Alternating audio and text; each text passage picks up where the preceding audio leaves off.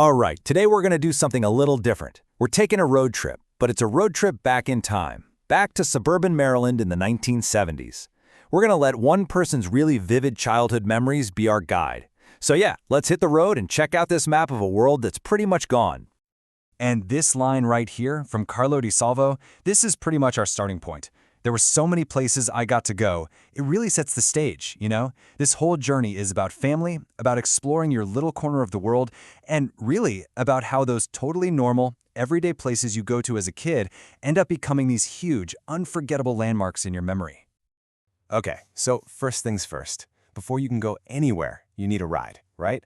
And back in the 70s, oh man, the cars were more than just a way to get from A to B. They were a massive part of the adventure itself. I mean, these things were monuments to an age of big American steel and, cheap gas. So let's take a look at the family fleet. So, one of the first things that just jumps out at you is how many families had these huge two-door cars. I mean, can you even imagine trying to pile your kids into the back of some massive coupe for a road trip today? It's just a totally different way of thinking about a family car, right? It was a time when style and sheer size could totally win out over, basic practicality. All right, first up, let's talk about his mom's car, a silver Lincoln Continental Mark IV. I mean, this thing was a true icon of 70s luxury. It had everything, those super dramatic hidden headlights that would slide up. It had an 8-track player, of course, for all the tunes, and it had a sunroof that, hilariously, was almost never opened. Gotta protect the hair, right? Then you've got his dad's car, which was kind of the main family ride, an all-black Cadillac sedan DeVille. And when I say this thing was a boat, I am not kidding. It was so incredibly wide that he remembers being able to just sleep completely stretched out on the back seat. That's a classic memory from before seatbelt laws were really a thing, His friends would see it coming down the street and swear it was a limousine. But for the real trips, for the big summer vacations, the family had the ultimate road trip machine, a Dodge Maxi van. And let's be clear, not a minivan, a maxi van. This thing was decked out. It had swiveling captain's chairs, a couch that folded down into a bed, and you could even install these little tables in the floor. And of course, it had a CB radio. You had to have a CB radio back then. It was peak Smokey and the Bandit culture. Okay, but this might just be the coolest car in the whole fleet. Grandma's car. You're not going to believe this. She drove a canary yellow 1971 Plymouth Satellite. Yeah, a straight-up muscle car. He even says that by the time the 80s rolled around, people at gas stations would actually ask her, "Why is a woman like you driving a car like that?" What an absolute legend. All right, so we've got the cars figured out. Now let's actually hit the road for the first part of our tour.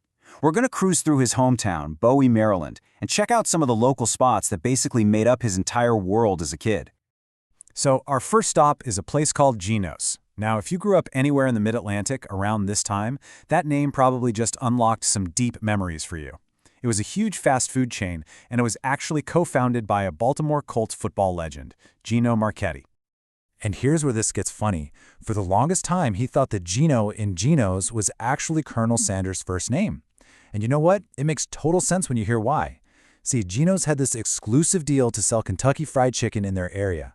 So if you want a KFC, you had to go to Geno's. It's a perfectly logical and pretty hilarious assumption for a little kid to make. Okay, let's keep moving. Our next stop on this map of memories is Hardee's. And this place was memorable for one specific reason, a piece of technology that seemed totally futuristic. So get this. You'd order your food through the speaker, you drive around to the window, and then this rotating mechanical carousel thing would deliver your food to you. As a kid, you see that and you're like, wow, this is the future. But then his mom pointed out that it was actually old-fashioned, a leftover from the 50s. The modern way was just having a person hand you the bag. It's just a great little reminder that, perspective is everything. All right, now we're going to hop in the car and cross the Patuxent River, heading into the next town over, Crofton. It was literally right next door, but for a kid growing up there, it had its own whole collection of really special treasured spots. And one of those key spots was a restaurant called Hawaiian Garden. It served Chinese and Polynesian food, and it was a huge family favorite. The kind of place that feels like a portal to a whole other exotic world when you're a kid. And it's always the little things that stick with you, isn't it? For him, it was all about getting drinks served in those cool coconut shell mugs and getting those little tiny bamboo umbrellas in every single drink. He even says it was the place he discovered the only tea he ever liked.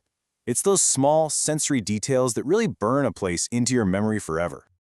Now, right across the street from his parents' own restaurant was basically the epicenter of all summer fun for every kid in that area, the Crofton Water Slide and Skate Park. I mean, this was the place to be. And here is the ultimate kid fantasy, the ultimate trump card. His uncle was one of the owners. Can you even imagine that? Having basically unlimited, free access to the local water slide? And it gets even crazier when you find out his uncle and his partners bought their whole stake in the business for $1. Just $1. That is literally the definition of a childhood dream come true.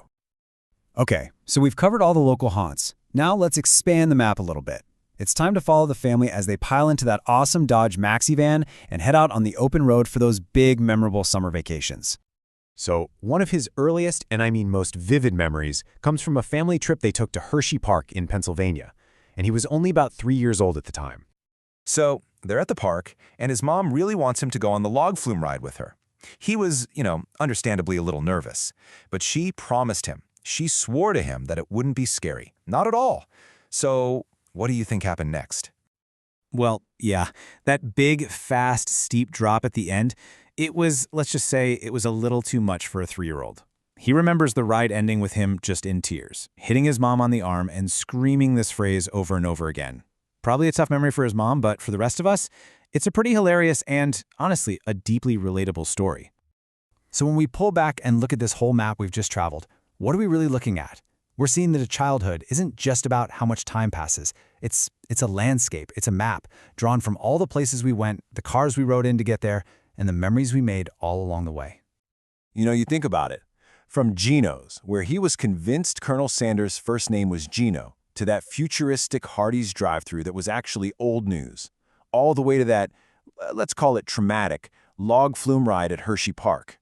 Every single one of those locations is like a pin on the map, and each pin holds a specific story that helped shape his entire view of the world. And all of this really just leaves us with one final question to think about. If you had to draw a map of your own childhood, what landmarks would be on it? What restaurants or parks or vacation spots? What were the places that really defined your world? It's a really cool way to look back at all those little journeys that, in the end, made us who we are today.